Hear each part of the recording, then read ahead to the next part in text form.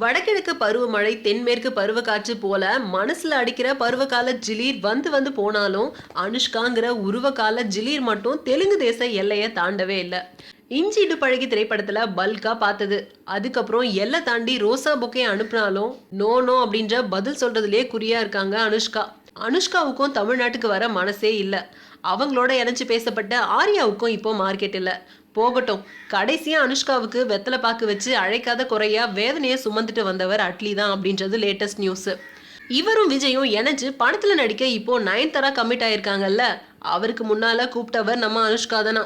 ஆனா அவரோட அழைப்பை நாசுக்கா மறுத்த அனுஷ், பாகுபலி முடிகிற வரைக்கும் என்னால எந்த படமும் கமிட் பண்ண முடியாது போல இருக்கு, சாரி அப்படின்னு சொல்லிட்டாங்களாம். அதுக்கப்புறம் தான் வந்திருக்காரு நயன்தாரா.